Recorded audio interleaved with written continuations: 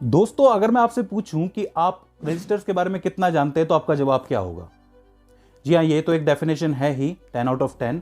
लेकिन मैं आपको बता दूं कि इलेक्ट्रॉनिक्स लैब में दो तरीके के रजिस्टर्स होते हैं। पहला फिक्स रजिस्टर और दूसरा वेरिएबल रजिस्टर। अब ये होते क्या हैं? फिक्स रजिस्टर की बात की जाए तो फिक्स रजिस्टर की जो वैल्यू है वो कभी भी वेरी नहीं करती है, वो हर टाइम पे एक जैसी ही रहती है। फिक्स रजिस्टर्स कुछ इस तरीके से नजर आ सकते हैं, इनके बहुत सारे टाइप्स होते हैं और इसके ऊपर आपको कुछ कलर्स नजर आ रहे होंगे और ये कलर्स हैं कलर कोड।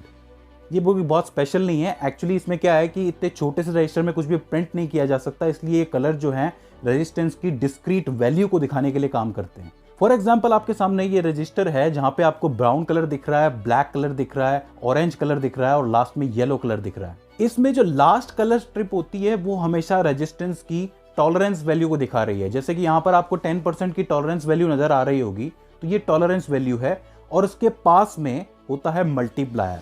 दिखाता हूं, जैसे ब्राउन की जो वैल्यू है वो 1 को डिनोट करती है, जो ब्लैक की जो है वो 0 को करती है, ऑरेंज जो है वो 3 को करती है, राइट। तो इसका मतलब 10 मल्टीप्लाई बाय 10⁻³ ओम्स। इसका मतलब ये हुआ कि ये जो पहली दो वैल्यूज हैं ये तो 10 दिखा रही हैं, तीसरी वैल्यू जो है वो मल्टीप्लायर है, 10 की कितनी पावर होंगी, और ये जो आखिरी वाली है ये टॉलरेंस लेवल को दिखा रही है। किसी भी रजिस्टर का रेजिस्टेंस आप ऐसे ही निकाल सकते हो। ये एक लिस्ट है जहाँ पे कलर के सामने उसकी वैल्यू लिखी हुई है। इसी तरीके से एक एग्जांपल और दूं तो ये है जहाँ पे आपको कुछ कलर्स नजर आ रहे होंगे। यहाँ पर जो लास्ट कलर है वो आपको दिखा रहा है टॉलरेंस वैल्यू, उसके बाद वाला जो कलर है वो आपको मल्टीप्लायर दिखा रहा है, वो आपको मल्टीप्लायर दिखा रहा है। सबसे पहले है येलो जो कि 4 को दिखा रहा है, उसके बाद है वॉयलेट जो कि 7 को दिखा रहा है, ब्लैक जो है वो 0 का कलर होता है यानी कि 470 मल्टीप्लाई बाय इसके बाद वाला कलर किसको दिखा रहा है 2, यानी कि रेड की वैल्यू है 2 यानी कि 10⁻² ओम, यानी कि टोटल 47,000 ओम या फिर 47 किलो ओम। तो अब आपको समझ में आया कि कलर स्ट्रिप कैसे काम करती है। अब बात करते हैं टॉलरेंस की।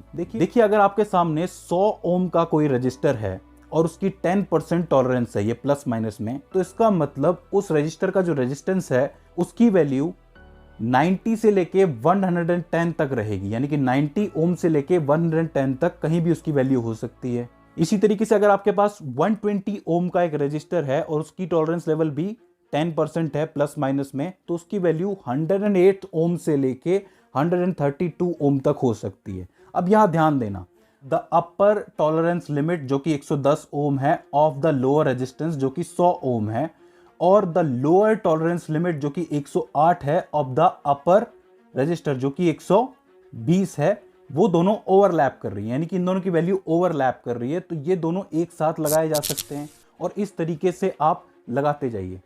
जब भी कोई डिवाइस, जब भी कोई सर्किट बनाया जाता है तो इसी तरीके से जो रेजिस्टेंस है वो जोड़े जाते हैं ओवरलैप करके। अब यहाँ पे ध्यान देने वाली बात है कि टॉलरेंस लेवल जितना कम होगा, यानी कि मान लो कि 100 ओम है, उसका टॉलरेंस लेवल मैंने प्लस माइनस 5% कर दिया है, तो अब इसकी वैल्यू कहाँ पे रिलाय करेगी 95 से 105 तक।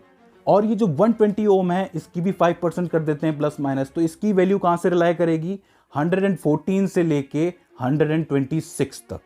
ठीक है, अब ये ओवरलैप नहीं कर रहे हैं। अब इसके बीच में हमें एक और रेजिस्टेंस डालना पड़ेगा जो कि कम वैल्यू का हो और कम टॉलरेंस लेवल का हो। तो इसका मतलब जो टॉलरेंस परसेंटेज है जितनी कम होगी उतना ही प्रीसाइज हमें, उतना ही छोटी अमाउंट का हमें रजिस्टर बनाना पड़ेगा। तो जब भी कोई छोटा डिवाइस बनाया जाता है, छोटा सर्किट, छोटा मदरबोर्ड बनाया जाता है, तो वहां पर जिस तरीके के रजिस्टर लगाए जाते हैं वो कम से कम टॉलरेंस लेवल के होते हैं। अब अगर आप उससे पूछेंगे कि वेरिएबल रजिस्टर क्या होता है, तो मैं आपको कुछ बताऊंगा नहीं, दिखाऊंगा, आप खुद ही समझ जाएंगे।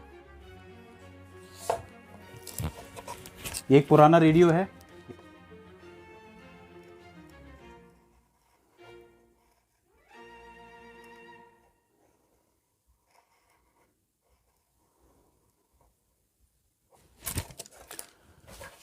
Got it.